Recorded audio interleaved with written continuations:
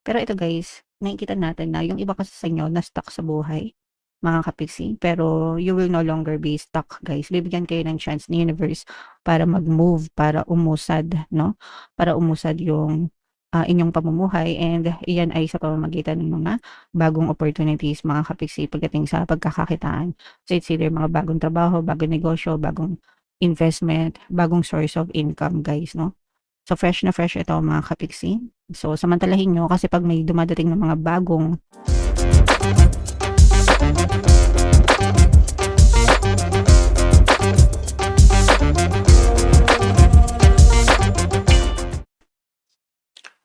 Hello guys, hello Taurus. Welcome back to Pinay Pixie Tarot. Ang pamagat ng episode natin for tonight is mga blessings guys para ngayong May para sa Taurus and Moon Rising sign and Venus. Unahin natin tong deck na to guys. Ito yung mga angel messages para sa inyo. So we have guardian guys, no? You and your loved ones are safe and spiritually protected. Lahat naman tayo guys, we are always spiritually protected because bawat isa sa atin ay may gabay, okay? Simula nung pinanganak tayo, bawat isa sa atin ay may mga spirit guides, and ang role nila sa buhay natin, una, gabayan tayo. Kaya nga gabay yung tawag sa kanila. Pangalawa, protektahan tayo. Pangatlo, tulungan tayo sa panahon ng mga pangangailangan natin mga kapiksi. So hindi niyo kailangan mag-alala, dahil palagi kayong ginagabayan, basta palagi lang din kayong magdasal, and siyempre kailangan niyo rin ingatan yung sarili niyo. Huwag niyong isuong yung sarili niyo sa mga dangerous na situation guys, okay? Okay, so yan yung first message. Para sa inyo, another message guys. We have High Priestess Lena. You have divine knowledge that can help others through your spiritual teaching. So, ibig sabihin nito guys, may mga kaalaman kayo, no, na pwede nyong i-share sa ibang tao para makatulong. So, yung example niyan, um, kunwari ako, yung nalalaman ko tungkol sa paggawa ng money shaker jar, sinishare ko siya sa inyo, and nakakatulong. Sa marami na tayong mga kapiksin na natulungan, pati yung mga subliminals, di ba? Sinishare natin dito sa ating channel. Yung mga positive na dapat nyong gawin for manifestation. So, yun yung mga sample guys, no? And dahil dyan, marami akong natutulungan. So, kayo din, guys, if meron kayong mga kaalaman or anything na pwede nyong i-share sa ibang tao, basta sa tingin nyo ay makakatulong sa kanila, gawin nyo. Guys, kapag yung mga bagay na ginagawa nyo ay nakakatulong sa ibang tao, yung balik nun sa inyo ay labis-labis talaga, as in sobra-sobra, okay? Kasi nakakatulong ka, no? So help others, mga kapiksi. Nakakatulong ka sa iba kaya tinutulungan ka din ng universe, guys, okay? So that's how it works. Wag tayo masyadong madamot mga kapiksi. And ito naman guys, be sensitive. Guys, no, you are becoming increasingly sensitive. So, layo-layo tayo guys sa mga toxic, no? Toxic na tao, toxic na relasyon, toxic na um, mga bagay, sa mga toxic na um, anything na toxic, layuan nyo. Nung mga nakaraan, guys, no, medyo na-toxic ako dahil din sa balita ng war simula nung February. And super na-stress ako. So, I stopped reading news about war and gumaan yung buhay ko. Okay? So, ganun. That's how it works, guys. Kapag nilulublob mo yung sarili mo sa mga negative na sitwasyon, mga negative na napapanood, mga negative na naririnig, negative na nababasa, naapektuhan yan, energy mo. So, if you want to protect your peace, if you want to protect your energy, mag-focus lang kayo palagi sa mga positive na bagay, guys. Okay? Okay. So, yeah. Comment down below if naintindihan niyo yung mga messages para sa inyo. Ito naman guys, yung ating love messages or love advice mga kapiksi. So playfulness guys, no? Gaangan niyo lang yung relationship niyo. Allow your inner youthful spirit of fun to shine. So, kung nag-aaway-away kayo ng person mo ngayon, kung nagkakalabuan kayo, kung may mga problema kayo, balikan mo sa isip mo yung alaala nung bago-bago pa lang kayo, 'di ba? Bago pa lang kayo nagkakilala, bago pa lang kayo nagsasama, bago pa lang kayo sa relasyon.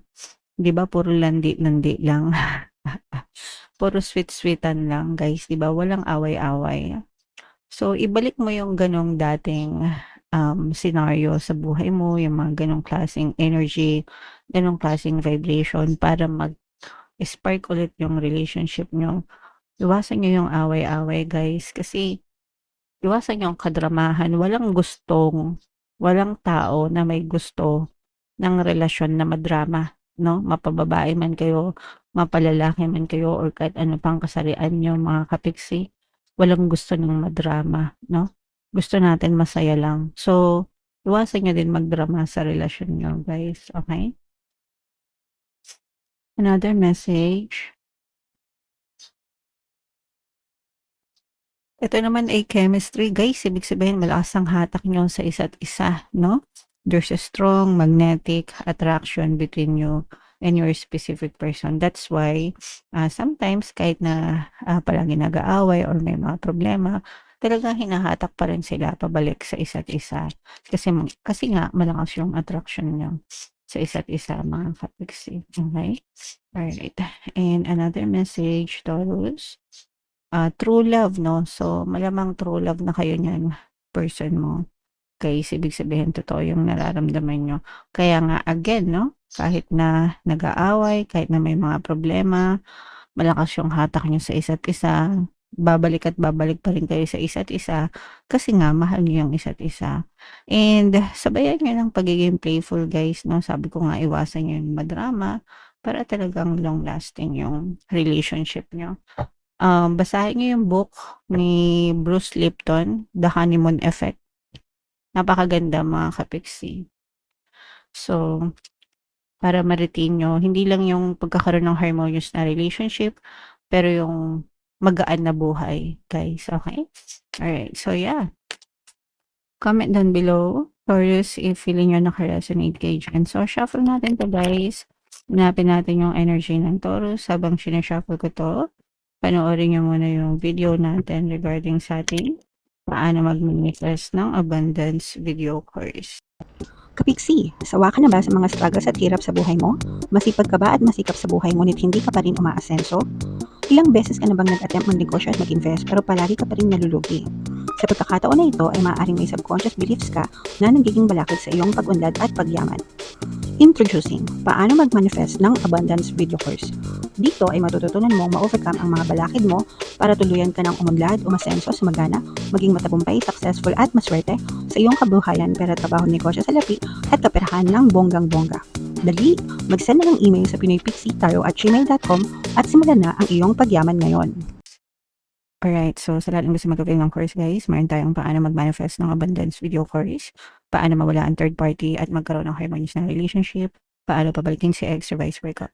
Sa mga interesado, guys, mag-send lang kayo ng email sa pinoypixie@gmail.com. And sa mga naghahanap ng pampaswerte, guys, meron tayong money shaker jar. Ito yun, guys, super effective na pampaswerte mga kapixie. At saka ito, guys. So, ito yung ating WhatsApp number. Chat nyo lang ako dyan, guys. Pwede ito, guys, sa pampaswerte sa kabuhayan, pera, trabaho, negosyo, salapi, life in general. Super dami ng success stories, guys. Huwag na kayong magpahuli. So, Taurus, kayo ay represent ng Queen of Pens. Ito yung ating blessings energy. Meron ditong presence ng water sign, Cancer, Pisces, Scorpio. Ito, guys, this is a very, very positive set of energy. Pag positive, guys, yun yung mga potential blessings nyo. Pag negative naman, it's either yun yung block nyo sa blessings nyo or ang mga problema. Pero ito, guys, nakikita natin na yung iba kasi sa inyo na stuck sa buhay. mga kapiksi. Pero you will no longer be stuck, guys. Bibigyan kayo ng chance ni universe para mag-move, para umusad, no? Para umusad yung inyong pamumuhay, and iyan ay sa pamamagitan ng mga bagong opportunities, mga kapiksi, pagdating sa pagkakakitaan. So it's either mga bagong trabaho, bagong negosyo, bagong investment, bagong source of income, guys, no? So fresh na fresh ito, mga kapiksi. So samantalahin nyo, kasi pag may dumadating na mga bagong opportunities, guys, ibig sabihin sinasagot ni universe yung mga dasal nyo. Okay? So, kailangan kumilos, mga kapiksi, para wag yung sayangan tong mga bagong opportunities na to. Magdadala din ito ng mga positive change. Guys, mamamanifest nyo ito. Lalo na, guys, yung mga nagbabalak ng movement, no? Movement, transfer. So, let's say gusto nyong lumipat ng trabaho, or gusto nyong lumipat ng lugar, or gusto nyo mag-migrate sa ibang bansa, no? Anything na may kinalaman sa movement, mga kapiksi, maaaring doon magkaroon kapag kayo ay nag-move, naglumipat, or nag-transfer. Maaaring doon magbago yung takbo ng buhay nyo, and mas maging magaan yung blessings na pagpasok sa inyo. For some of you, yun yung parang missing piece, no? Sa buhay nyo. Minsan kasi nag-iisip tayo, bakit masipag naman kayo, ganyan-ganyan, pero parang na-stuck kayo sa buhay, no? Most of the time, mga blocks yun, pero sometimes a change in the environment, nakakatulong din, guys, okay? So, subukan nyo, mga kapiksi, lalo na kung meron talaga kayong mga planong lumipat, di ba, mag-abroad, or whatever, guys. Ito na yung sign para sa inyo. Parang ini-encourage kayo ng inyong mga gabay na ito na yung pagkakataon para lumipat kayo. Wag nyong sayangin, mga kapiksi. Okay? Alright. And blessed din kayo sa mga relationship, mga kapiksi, no? Sabi ko nga sa inyo. Guys, di ba? Pagdating sa love, talagang true love, mga kapiksi. Yeah. So, your person is very loyal sa inyo, guys. Malakas yung connection nyo. There's a fire sign energy here, Aries, Leo, sa Sagittarius. Malakas yung chemistry nyo sa isa't isa. At saka, na-develop na, guys, hindi lang yung love, but even yung loyalty, no? Sa pagitan nyo ng person mo. Mga kapiksi, that's why naglalast yung relationship nyo, guys. Okay? Dahil sa pagiging loyal. Syempre, hindi naman magre-resonate sa iba yan. Sa lahat yan, yung iba dyan. Magko-comment na naman, ay nako kapiksi, napakababaero ng person ko. Bala kayo dyan, okay?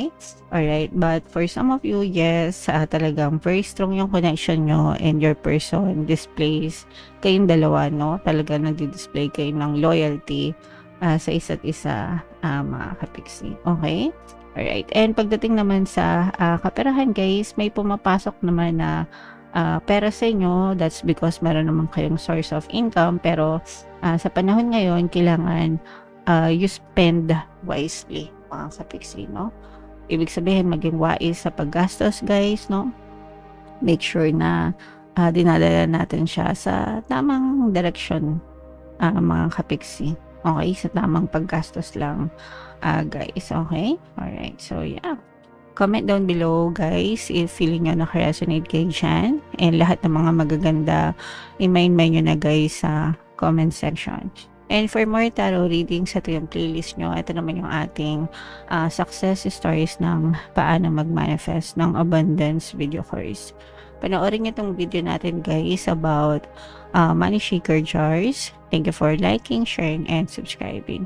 See you next time, guys. I love you all. Have a nice day. Bye-bye.